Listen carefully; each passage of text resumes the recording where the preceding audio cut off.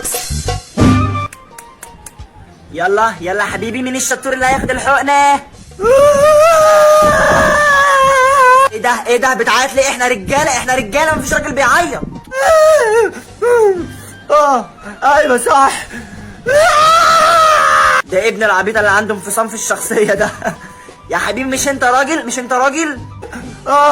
لا انا مش راجل. يخرب بيت الفصلان، مش نافعة معايا السكة دي. طب قول لي بقى، انت اسمك ايه؟ انا اسمي خالد.